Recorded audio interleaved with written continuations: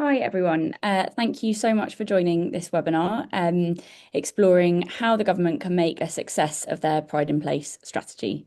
My name is Grace Wild. I'm Head of Policy and Research at the Future Governance Forum, and I'll be chairing today's session. Pride in Place is a £5 billion programme from MHCLG, the Ministry of Housing, Communities and Local Government, which will see nearly 250 places each receive up to £20 million over 10 years for place-based community renewal. Residents will come together with the local council, businesses, community organisations and local politicians to decide how the money is spent via the neighbourhood boards in each place.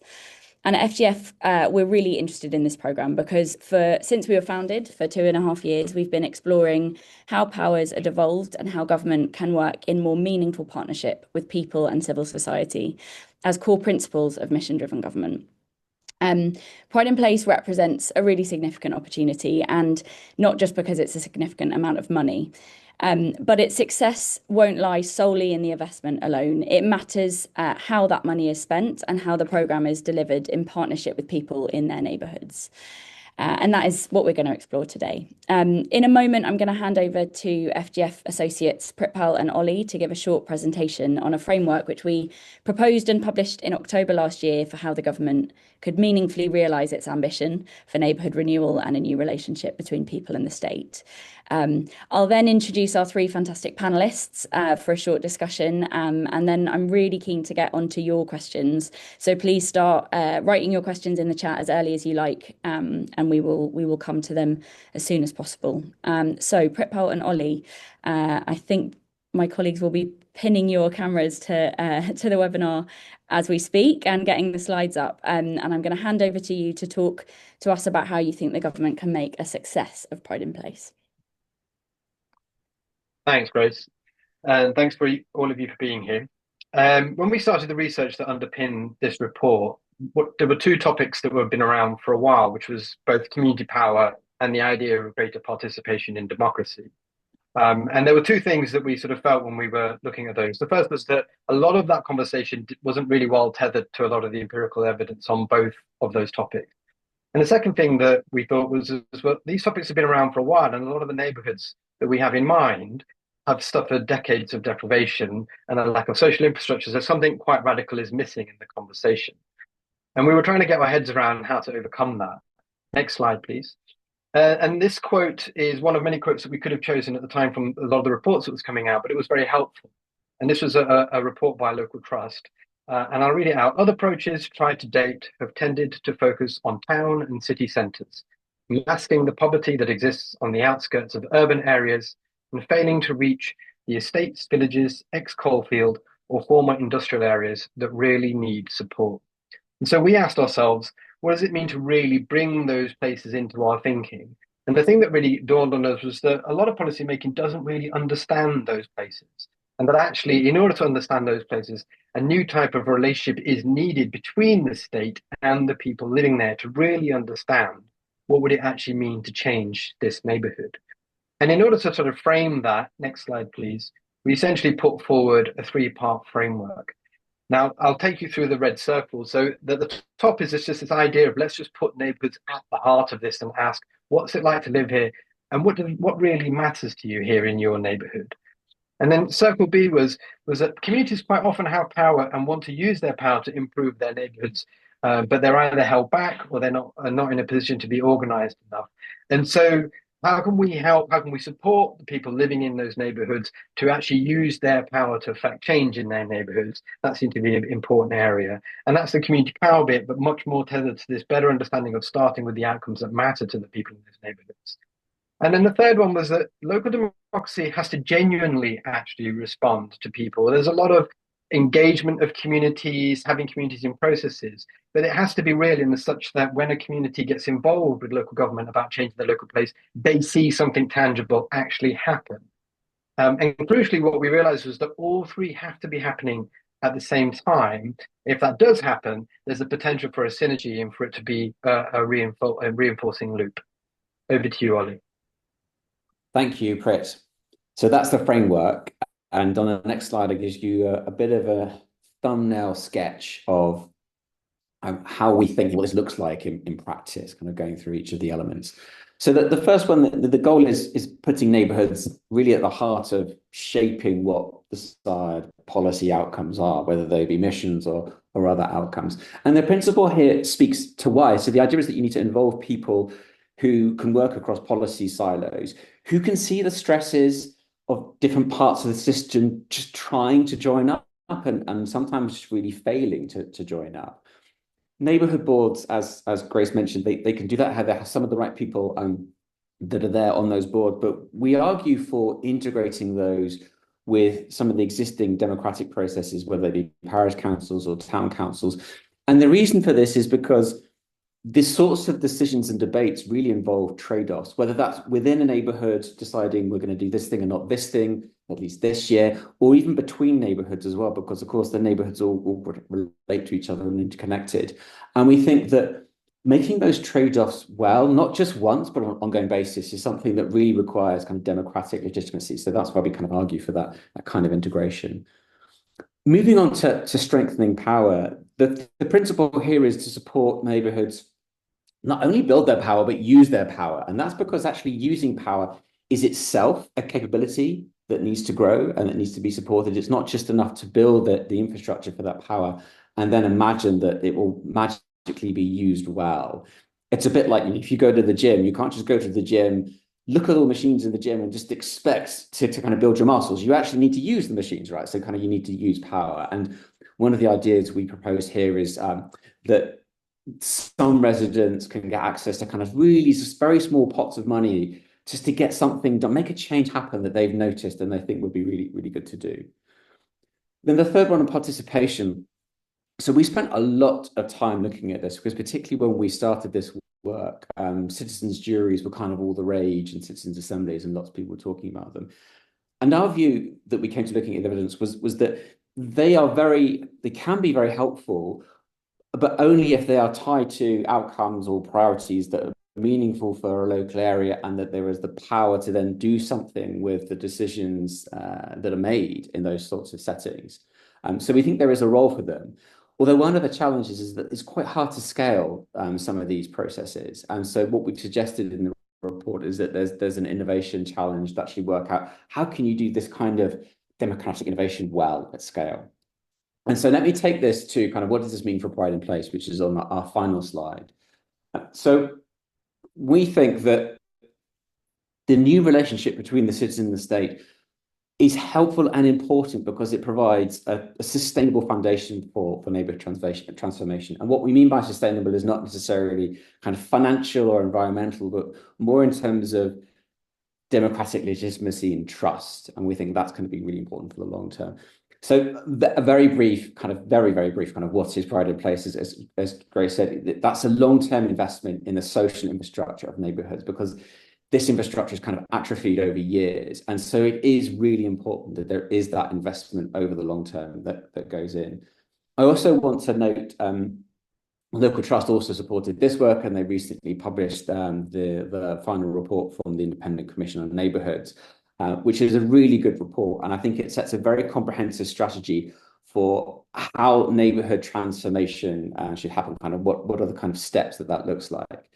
But we think the new relationship enhances that transformation in three ways. And this kind of goes back to what Pritpal was talking about earlier. So that neighbourhood transformation, the idea of what is transformation is defined by the priorities and the experience of the people in that neighbourhood. And then delivery is shaped by those people. It's driven by those people and of course held to account by neighbourhood level democracy. And then of course, finally, what we hope to see is that participation increases as people see that this is a serious process, their needs are being taken seriously, so they participate more, which means that you enrich the conversations about what transformation means and kind of what it means to drive it and of course, holding it to account. So we create that virtuous circle, that virtuous cycle that Pritpal mentioned earlier. So I know that was a very, very brief overview of the work and how we think this new relationship between the citizen, people and the state can really help support driving forward Pride in Place. So I'm going to hand back to you, Grace. Thank you very much, Ollie and Pritpal, for that. As you say, very quick presentation, but it's given us lots of food for thought, and we'll get into lots more detail over the course of the next 50 minutes or so. I'm now going to introduce our fabulous panel. Claire Whiteman is the Chief Exec of Grapevine, Coventry and Warwickshire, a community-based charity which helps those experiencing isolation, poverty and disadvantage, not through traditional service provision, but through a local social movement. We've got Monica Needs, who is an expert in community engagement and participation from within local government, working currently with Oxford City Council and previously the London Borough of Barking and Dagenham.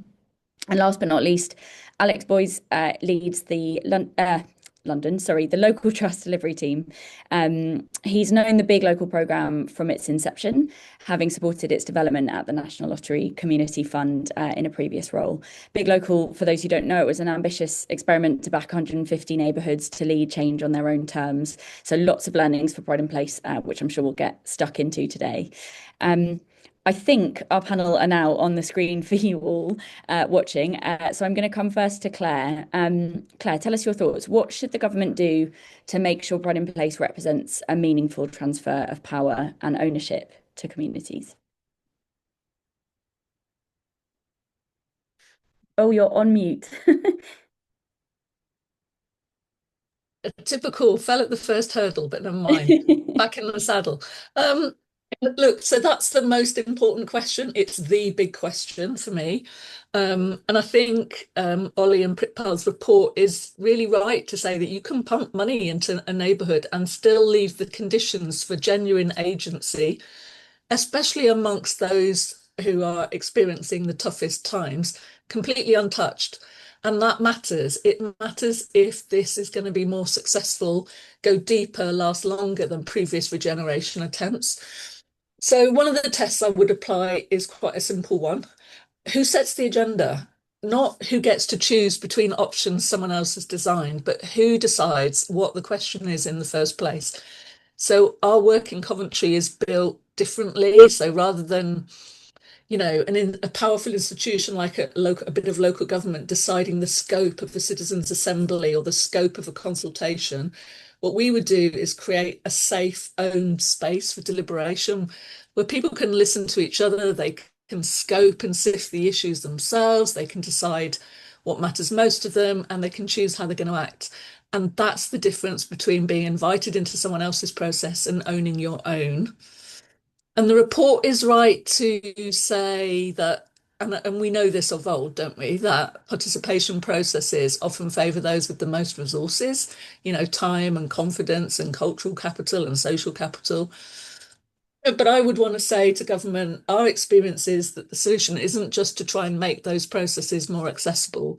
It's to start from people's actual lives, their actual priorities and networks, to centre caring relationships as the foundation, and to make the act of participation itself something that enhances people's lives, not just a means to an end. So Pride in Place could be asking itself, what is the offer for the local person off the street in these communities? If the real answer is, we'd like your views, that's going to burn trust and people will see through it quickly. If the honest answer is, you get to work with others on something that genuinely matters to you with real support to make that possible, and it might actually change things, that's the kind of proposition Pride in Place should be putting to people. So I don't know if I've got any more time, but we've worked in a neighbourhood that is actually going to get Pride in Place money, and we've been working there for a few years. We helped to set up something called the Willen Hall Coalition, a coalition of local residents. Whole big backstory to get to that point was hard. But in the end, it didn't start with a pre-approved list of interventions. It didn't have a menu of things it could act on. It started with a stormy public meeting. It started with hundreds of one-to-one conversations, leading to resident-led focus groups, and then our working with a core team of local people to knock 900 doors.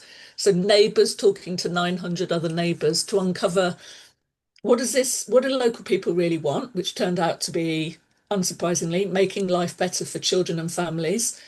And then specifically cutting that down into, let's make the park a better shared space, because it was empty and abandoned. And that was their priority, arrived at through their own processes of listening and deliberation, not ours and not local governments. And I think the Pride in Place pre-approved intervention list that the report flags as a risk is a mechanism that could have blocked that. So, it's Pride in Place should not be about communities choosing between Whitehall's options rather than naming their own. So I think what I'd say to government is, if you want Pride in Place to be a genuine transfer of power where people build agency now into the future to tackle their challenges, you've got to trust communities with that kind of latitude, including naming priorities that no one else has anticipated or aren't necessarily in the data. Fantastic. Thank you, Claire. Lots that we want to unpick there, I'm sure. I'm going to turn to Monica for some opening reflections first, though. So, Monica, from a local government perspective, what are your thoughts on how the government can make a success of this? In particular, kind of how can the government ensure that beyond just this injection of much needed funding, it's coupled with meaningful capacity building in local government? Okay, thank you. So, Claire, they were brilliant reflections. From a community, so thank you. I think in terms of, can you hear me all right? So I've got a low slightly patchy Wi-Fi, okay, but thank you. So yes, I'll ignore keep going. Okay. I'll keep going then. Sorry, just realized that. I think from my point of view, from a local government perspective, there's two lenses, or there are several lenses on it, but one of which is what is already happening locally that local people are already doing that can meaningfully add to this, because there's so much. Like, we've got a Pride in Place area in Greater Leeds, where I was there yesterday morning chatting to some of the residents that live there, people that live there, and just listening to one or two of their stories, some of which were absolutely heartbreaking, as you would expect, others which were really inspiring. So how do we connect to the people that are already there and the stories that they already have and what they already want to do, and actually their lived experience? So there was a gentleman there that told me, I won't name him, but he basically was saying to me, you guys got this wrong. We got this wrong 20 years ago when there was CEDA money in this community. How do we not do that again? And he didn't say it quite as politely as that. Rightly. And then there was somebody else who has had 3 of her children taken away from her. So those children are now in foster care or are being adopted. And how do we work with that person and support that person? So for me, I think for government, it is that, as Claire saying, it's the flexibility to think, what do individuals and communities need to be able to take ownership of these things? Oxford is rebuilding, amazingly with Peabody, a community centre right on the edge of this area. How does that community centre actually become part of the social infrastructure of that place that makes a real difference to generations of lives, not just to the few people that might go there? How do we think differently about that? And how do we have the flexibilities around that with this fund, which is 63% capital? So we have another determination. It's 63% capital, 37% revenue. How are we working with that? What's the flex of that?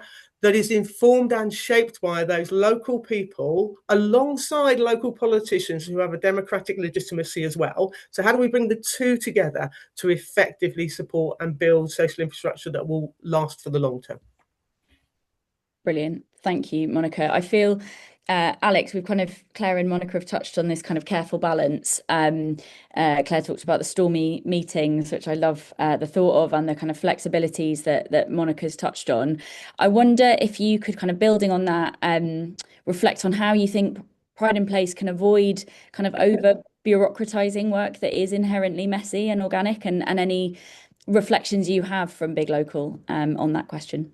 Yeah, sure. I mean, the challenge of going last in this panel is that the people have already said all the things that I might have said, but I'll try. So just in case people don't know what Big Local was, 15-year funding programme. We're in the final weeks of it. So it will end in March.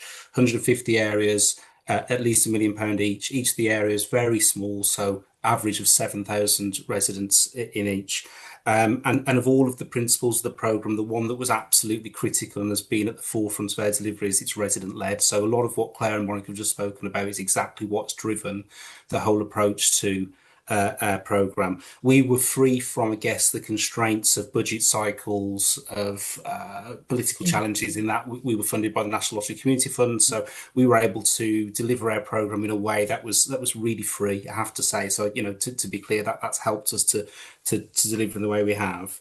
And we have avoided a lot of the bureaucracy. I think we've had a very light touch program in terms of the compliance and reporting. We've stripped it right back. We've been absolutely trust based, and I think that's the critical thing, is that there's a real risk bureaucracy, I think, that doesn't just slow down the process, but it changes people's behaviour. So if we can avoid that bureaucracy, it allows the roles that Claire and Monica have just described for residents, communities, people, whatever we want to call them, to actually to play front and centre in terms of developing the priorities and enacting the priorities around the resources.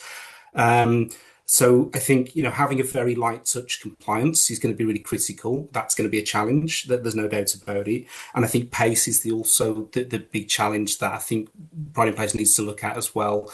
Budget cycles exist for local authorities and government. That is true. That is going to be one that they need to navigate. But actually, these things have taken a lot of time. Many big local areas spent a long time working through working through the conflicts that Claire just described to come up with an agreed set of proposals that were the communities, that were definitely from them.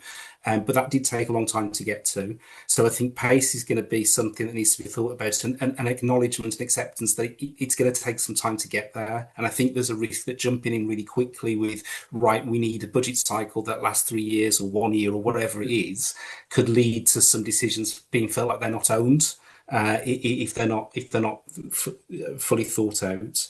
The support issue, which I asked Monica about, is really critical, and I think local trust has tread a fine line, not always getting it right, between providing support and avoiding control. But I think that support really needs to focus not only on the technical aspects, but on the soft skills, if for want of a better phrase, the confidence building, that capacity, that, if we want to get to that virtuous circle that Ollie spoke about, it takes a lot to build that in people and areas where actually maybe it's been eroded over time.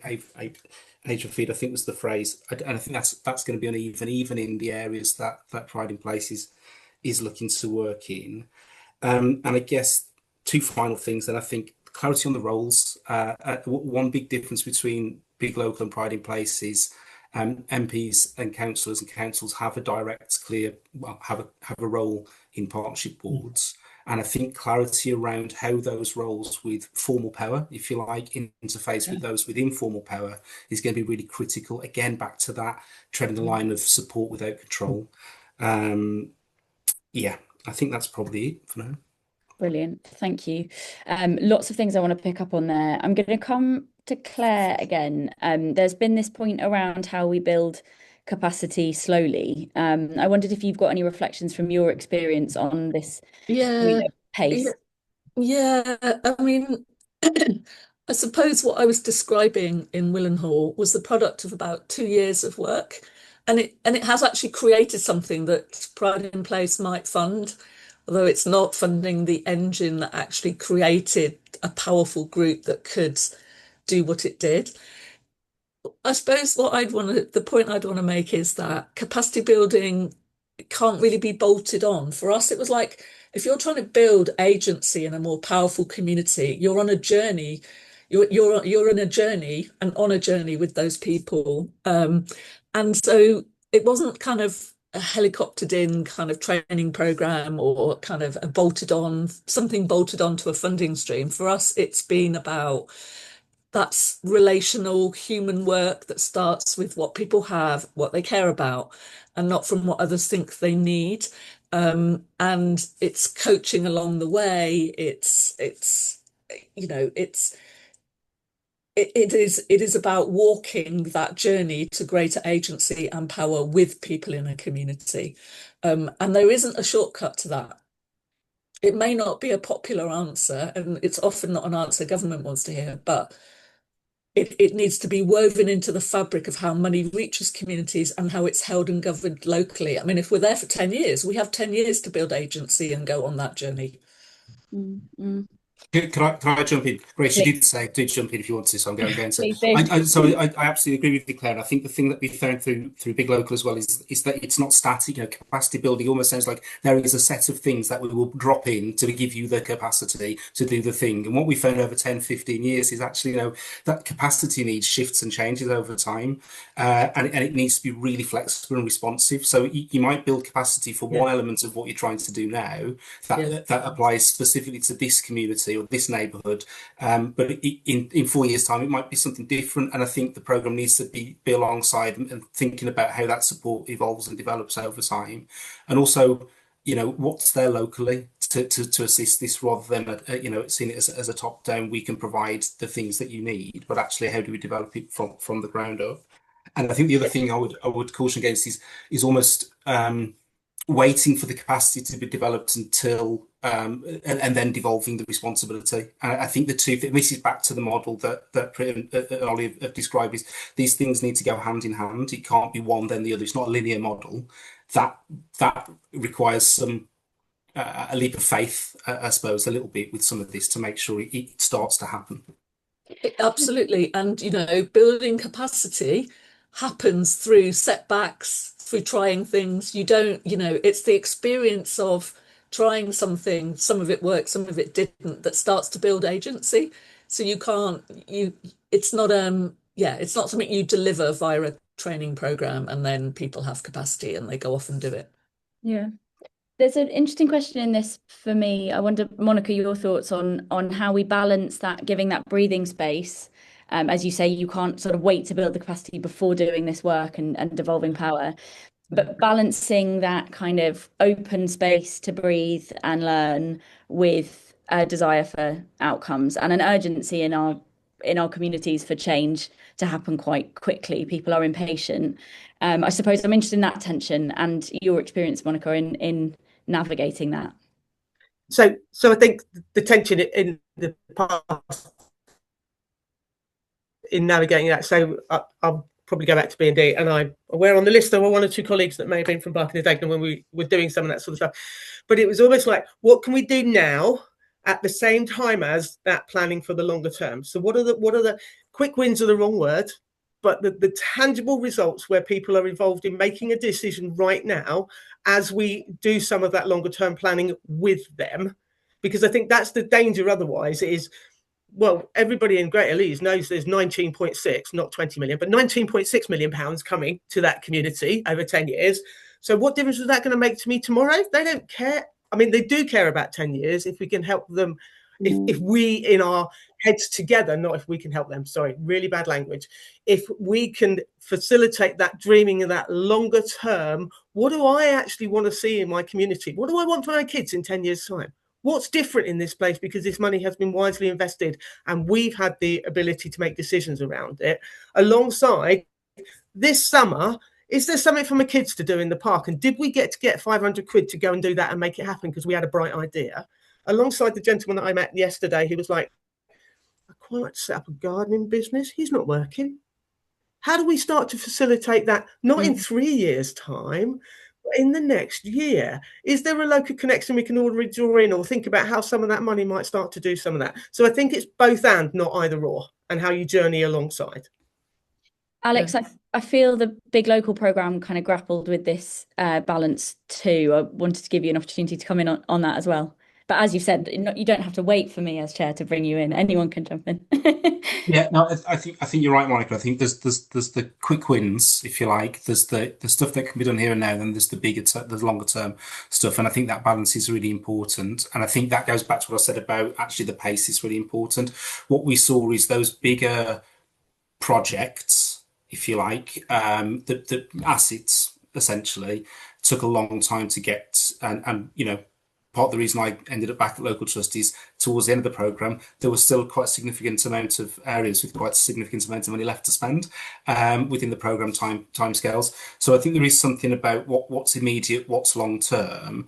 And I suppose, you know, all of this is couched in the fact that I would say, I think the report suggests this as well, and I think that the retrograde place says this, that actually the buildings, the clubs are not really the outcomes of this if it works well. It's the trust, it's the power and the capacity to use that power that is the outcome that we should be looking at in terms of pride in place. So I think if it starts out with this is a funding program to deliver X, Y, and Z buildings in an area, then it might not be succeeding in terms of its overall aim.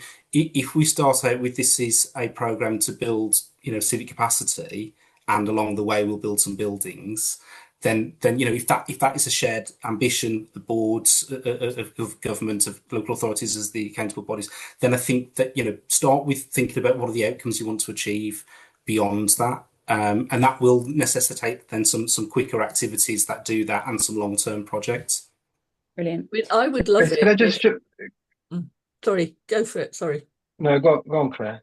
Well, I was just very quickly going to say, how do we make sure that this 37% that's revenue is about civic capacity? Because what I'm seeing is it's tending to be about how do we meet need better? Shall we fund a youth club and get some staff working there? All of which is vulnerable to eventually funding running out, of course. So I'm not necessarily seeing that determination that this should be about the capital spend and the civic capacity building. And how do we shift that? Yeah. Prit and Ollie, I am going to bring you back in a moment, but I just want to ask a couple of quick questions before that. Building on this conversation we're having, Claire, I'm really interested in your thoughts on the potential for kind of spillover here. We've talked about kind of ambition and raising people's sights about what might be possible. Have you seen this sort of work lead to that kind of wider energy, wider civil society engagement that could be prompted by some of this funding? I suppose what I'm trying to get at is, is that expecting too much? Does that need a different kind of investment, or will we see a kind of wider spillover from Pride in Place if done well? Well, potentially, if it is, my definition of done well would be that you would have built a more powerful community that could identify its priorities, listen to itself, take action, advocate for itself, work with others. Then yes, of course, that is the prize, because that is a regenerative way to work. That will solve problems into the future and beyond the edges of any defined programme, because you will have built, like Alex said, civic capacity, civic and democratic muscle. I just feel that, I feel kind of worried that it's not, that there is this pressure to meet need in doubly deprived communities, get some services in there, whether they're provided by the voluntary community sector or local government, make a difference quickly, keep reform out of the next election and beyond, and that these things will overtake that kind of wider ambition or that higher ambition. Yeah, really interesting. We've got quite interesting questions coming through in the chat, so I'm going to start to feed them in now. One relates to a question I was just about to ask. I think I'll ask it probably of Monica maybe first. We think a lot about kind of diversity of engagement, making sure that people who maybe have not been involved in these sorts of processes before feel able to get involved. We've got a question from the audience about how neighbourhood boards specifically, and we've not got into the boards yet. I feel like now is a good moment for us to get into those. How should the neighbourhood boards be constituted to make sure they are truly representative of the wider community and not rubber stamp groups? What are your thoughts on that question? Proper tricky, and lots of us are doing lots of thinking about it, hopefully with our communities, not just on our own, is the answer to that. I think that, so we're all, every place is running a process to appoint a chair and a board. Does that make sense? But I think for us, the sorts of things that we're thinking about, there's the process, there's then the way in which that board operates. And I think that's the bit where, what are the principles by which we operate together? The relational governance rather than the bureaucratic governance, the way in which we want to make sure that in that board is reflected the diversity of that community that already exists. And actually, for me, now this isn't my call because the communities will decide it, and some of this, it's not just community organisations, it's not just CSOs. We want people that live in that place alongside those CSOs on that board, learning together. And then how do we effectively empower local people and local communities to impact those decisions? So We're doing the traditional stuff at this moment in time. Don't quote me anywhere. We're going to the youth groups. We're going to the playgrounds. We're going to the drop-ins. We're doing that, but that's the traditional stuff. The other bit that we're considering is how do we work with community sector organisations who already have established roots into and trust built with many of the communities that already exist in that community, to actually do the listening, to do the reflection, to make sure that there's not a barrier because there is a lack of trust. And from my point of view as a local authority officer, I know that there is often a lack of trust. So how do we use our trusted partners who already have trust in that community, and how do we therefore build that trust as part of that to ensure that there is that diversity and that inclusion as much as is possible? Brilliant. And I think that touches on someone else's question around kind of honest brokers who can enable this work across silos. Alex and Claire, any thoughts on the neighbourhood boards and how they should be set up? We're in a kind of critical moment, aren't we, to get them right? And then just a warning to Pritpal and Ollie, I'm going to ask you for some reflections. So Alex, do you want to come in first on neighbourhood boards? Yeah, so in answer to the question, what's the best way to set up a board? That's a question for the community that the board is looking to serve. So I think again back to this flexible and permissive approach to the design, that you start with that question: how do we identify the board members? Talking about Big Local in particular, we had a very, very permissive approach to how this worked. Our only main kind of criteria is that the board had to be predominantly, so more than 50% made up of people who live in and work in the borough. And actually it was usually 100% or just under in terms of people who made up the big local partnerships. And I think what's really interesting and gets a bit cloudy at times, particularly with the phase one pride in place areas that are shifting from a previous kind of model to this new refresh model, is what do we mean by a resident? And I would caution that yes, people who run voluntary organisations, people with businesses in the area, absolutely key to shaping the priorities. But there's a risk that if residents, for the sake of being residents, are crowded out, you might miss something. So I think there's something about thinking about how residents, just because they're residents, represented in that board, and how is their voice, front and centre, rather than people with an interest from this dynamic, if that makes sense. And I think it's really critical to think about that. And again, that comes back to that really clearly establishing what are the roles and responsibilities for others who may not be residents but have a stake in the area, whether that's elected officials or others, local businesses and so on as well. Not to say they shouldn't have a role, but what is their role? And actually, is it actually to cede power sometimes, and to hand over responsibility or power to others and support others to take their role at the seat as well? And just on the final point about brokers, it's absolutely essential. The big local model in our support, we had a network of people working alongside the areas to support that. And we talked about honest brokers. I would also say honest and independent is critical as well. So fantastic. Claire? Independent. I agree with Alex. I think that community members should determine the shape of the board and the membership of the board. You start as you mean to go on. You can create trust that way, and you can start to change the dynamic. This is about a new relationship between people and the state. Well, one of the ways you can start to shift it is by behaving in that way.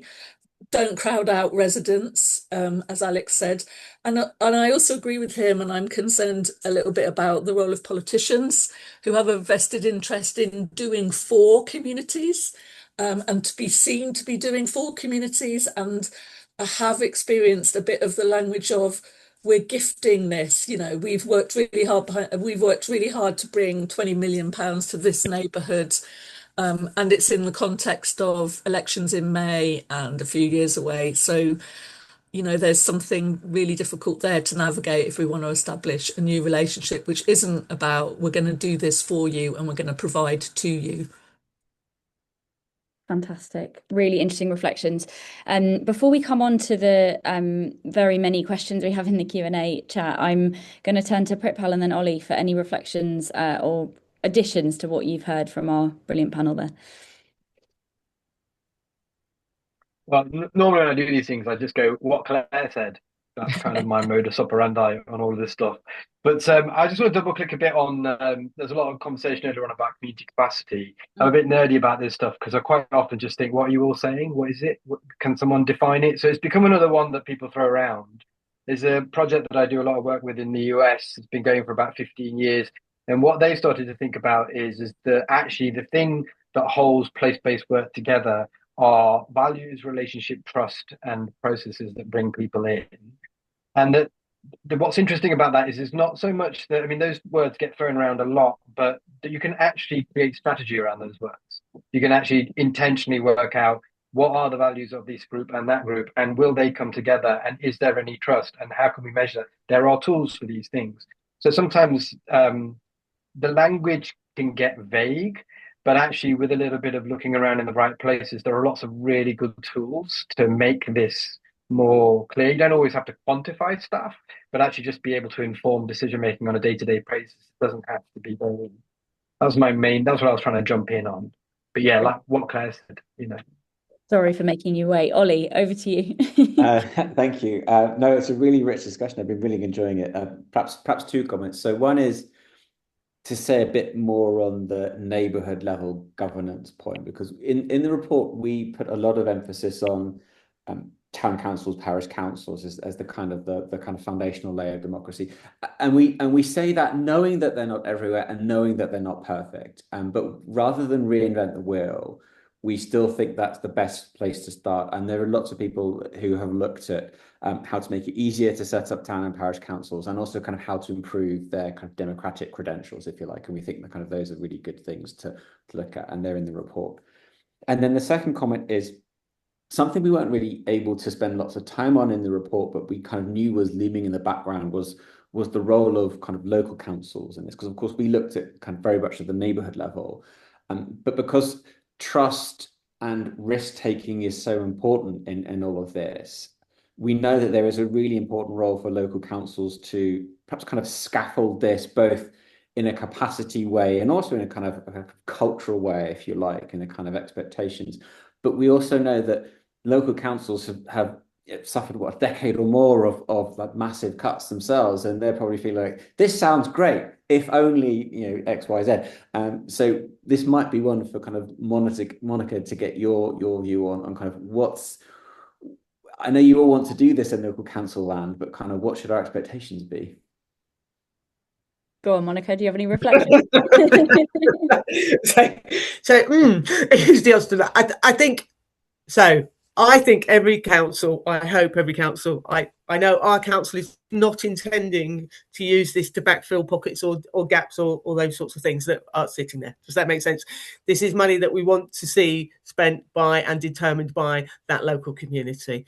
And we know that some of the things that we might think might work, they might agree with us. And that's great if that's the point, if we get to that point. Does that make sense? But it is a real tension. And I think the other bit is to be the accountable body costs money. There's all and if I'm being frank, speaking from my Section 151 officer and others at this moment in time, there isn't a member of staff just sitting there that can just absorb all of that right now. We're all trying to make it work as we go along, trying to think about that in different ways, because ultimately we are at this moment in time. That's not to say that accountable body could not change, and with some of the pilots, that accountable body could change in year 1 or 2. Definitely, there will be an independent organisation that is formed locally in some way or hosted locally by year 3, because that's a requirement of the funding and is really important. So I think there's a journey in all of this, but there are some real tensions, and I'm not going to pretend it's going to be simple. I think it's interesting to think about capacity in local government and how that has changed over the years too. Are we lacking the capacity of this sort of work in the context of austerity is interesting to consider. I want to move on to, actually, there's a question in the chat about accountability from an anonymous attendee. How does the flexible, and just to say, Claire, I think I might come to you on this just as a warning. How does the kind of flexible, permissive design approach work when it comes to scrutiny, accountability, conduct, value for money, etc.? It is public money after all. So really related to this question we've been discussing already. How do local residents get assurance that good decisions are being made by these boards? I wondered, Claire, if you've got any reflections on that kind of I'm like the worst person to ask about accountability systems, public money. I'm like, hey, forget that stuff. Let's do something really, really good. I mean, you can still be, you can maybe we can be flexible in terms of what we mean by accountability. Sometimes we may be too risk averse, local authorities may be being too risk averse. I'd want to interrogate, how they've been used to behaving and how they've been used to thinking about money that they directly get, and how they need to think this isn't money directly for us to spend in this neighbourhood on things our data is telling us need to change. So we need a different and more perhaps relaxed approach to accountability upwards to government. How are we talking? Because it's getting that right, isn't it? Not just getting it right out to residents. So I suspect Alex and Monica have got kind of more cogent things to say about this. But yeah, I think they need to relax and really interrogate whether they need to do what they think they need to do always. So I would say I'm lapsed technocrat, if you like, in terms of the need for the compliance and assurance. It is a really challenging question, and I think it is going to be a big challenge for Pride in Place, considering councils, the accountable bodies. But what I would point to from Big Local is that when residents were given the money, they were probably more anxious to assure its spend than maybe local authorities could have been. And I think there is an inherent kind of, with the trust model, this inherent kind of anxiety about making sure it's spent well. So I think there's something in that actually we should be assured that residents, when given the power, take this really seriously. But I think there is a balance to be had between having the trust and confidence in the community to make the right decisions, and then look at how we build the systems around that once the decisions are made. So rather than developing a really strict framework for compliance and then saying, right, you can make decisions within this, these are your resources and we want you to lead, and then we will develop the right assurance to make sure that the requirements are met around wider assurance and accountability for that funding. And I think doing it that way around is the only way it's going to work in the way that Pride in Place has set itself out in terms of what it wants to achieve. There's another question from Amita in the chat, which I think builds on this conversation about accountability around success criteria. How will success be defined and measured in this work? Amita points out that data will be monitored, and how do we decide what data comes in, and what data we rely on in measuring the success of this programme. Monica, again, I might come to you first, and then Ollie, Pritpal, I feel maybe you might have some reflections on that tension too. So I think if we're taking a qualitative approach with our communities rather than a quantitative numbers approach around some of this sort of stuff, for me, part of what I would like to do, and I'm not saying we are going to do this, so I'm not committing anybody to this at the moment, is capture some stories and some long-term vision and outcomes from within that community to say, what if this makes a real difference for you? What does it look like? And then you work back from that, rather than we need X amount of money spent on this, or this needs to happen, or we need that statistic to drop.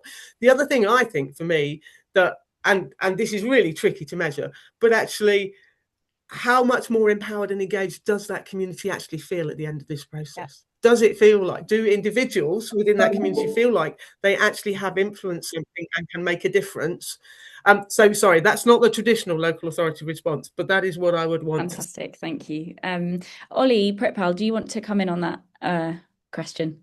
I mean, kind of that was going to say something like this. I mean, I would say that the kind of more quantitative measures are important, but they'll be tracked anyway, right? But I see there as a kind of longer term, and we kind of do want to make sure that in the sort of the formal definition of kind of doubly deprived, we're kind of addressing those. But I think Monica's absolutely right that the leading indicators, and perhaps the ones that give a greater sense of the kind of democratic health, if you like, of a neighbourhood are the ones that she's really articulated well.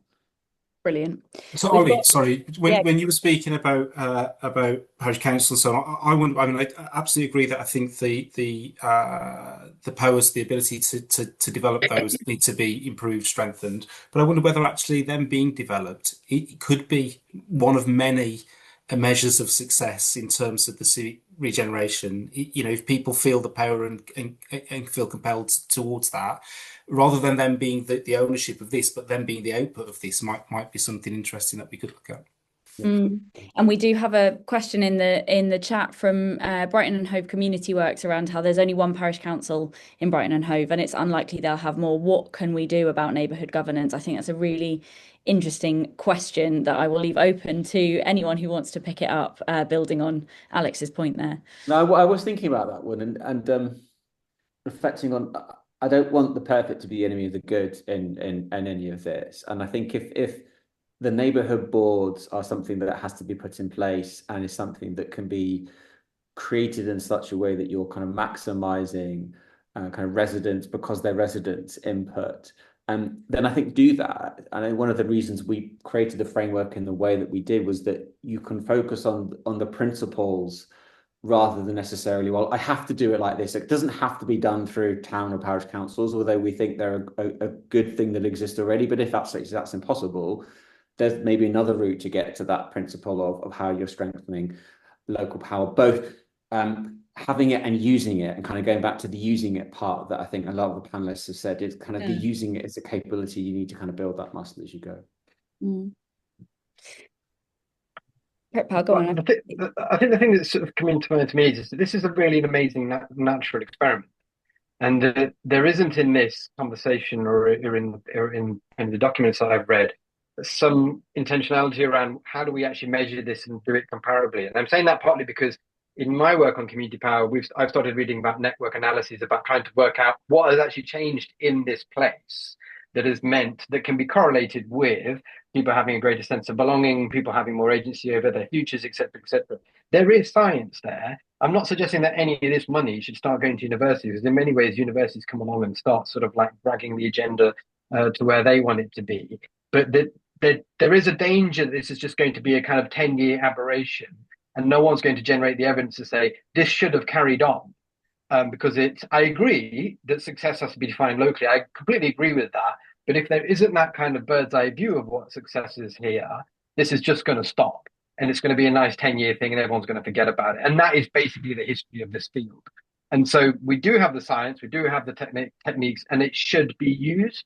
Otherwise, there'll be another webinar in 10 years from now saying, oh, isn't this a brilliant idea? Let's do this. I won't be there. Groundhog Day.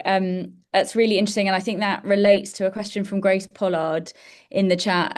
Some of what we may learn from communities is about the way councils and other public services need to shift and work in different ways with them. How can we ensure the space and infrastructure for this learning? Which I think is a fantastic question. I'm going to ask for closing remarks. I can't believe we're almost at time already. We could speak for another hour, and I'm so sorry to everyone whose questions we haven't got to.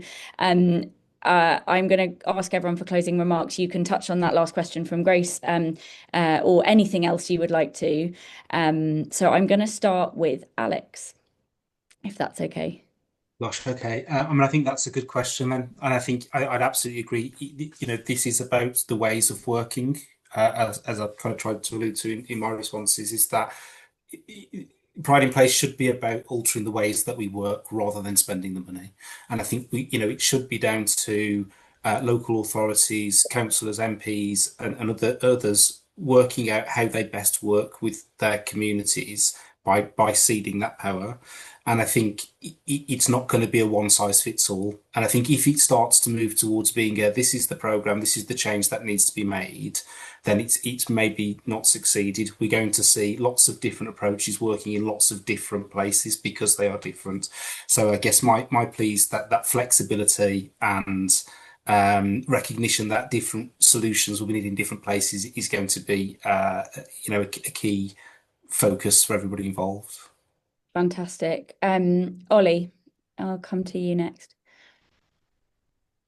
Sure. So I was going to kind of close with going back to the idea of relationships and kind of reflecting on how I started with some of this. So I used to work for central government. I used to work for Cabinet Office and kind of Department of Health about a million years ago.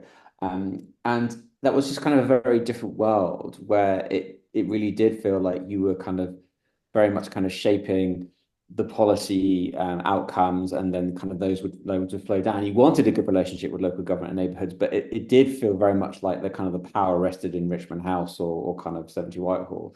And I think that is the big cultural shift that needs to happen. And that's at the heart of what we mean by there is a new relationship between that central civil servants and citizens, residents as well. And I think that's kind of worth holding on to, because I think that cultural change is going to be one of the hardest things in this.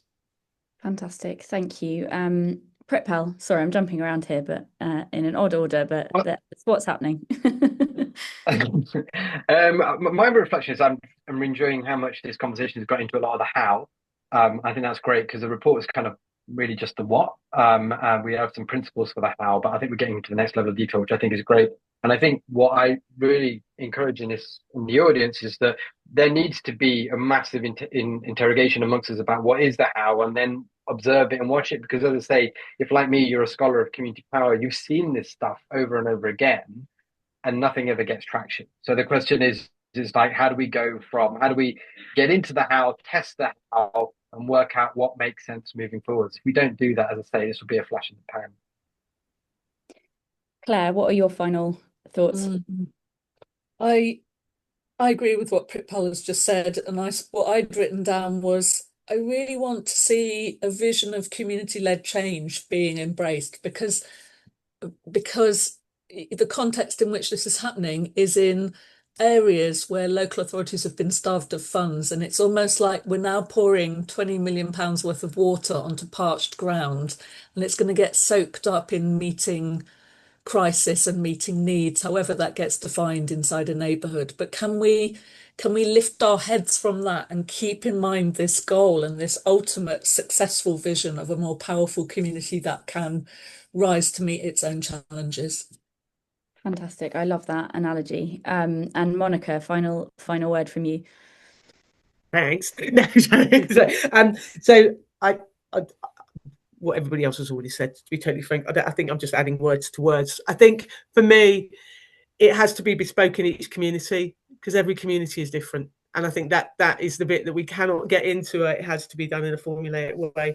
But I think there's also, and we haven't touched on this, but just to add it in, we haven't talked lots about the other systems partners. What's the role of health with us in this? What's the role of other statutory partners? What's the role of trusts and foundations to maybe think differently about how we do this? What's the role for us as Oxford? We've got a growth commission right now. How do we make that growth commission work for this community? Yeah, because actually Oxford's one of the most wealthy places in the country. And yet we've got some of the most deprived. So we've got an opportunity that other places that are doubly devolved up north actually haven't got. So there's different learning, I think, in different places. But I think we all need to apply that learning and think, how do we both amplify and change the way and give our communities and residents voice and influence and control? And how do we make this work as a system with that community? Fantastic. Thank you all so much. Just closing points from me to say a huge thank you to all of our panelists. You can find the report that Pritpal and Ollie talked about in the chat, but also on both FGF and Local Trust websites. It's a Local Trust FGF partnership. We would love to continue this conversation. Our email addresses are on our website. Please do reach out if you would like to discuss this more. The forum in our name at FGF is almost the most important one, and we want to really continue this conversation rather than squirreling away on research on our own. So please do reach out if you'd like to discuss further. And it's now past, so I will let you all go and have a lovely rest of your day. Thank you.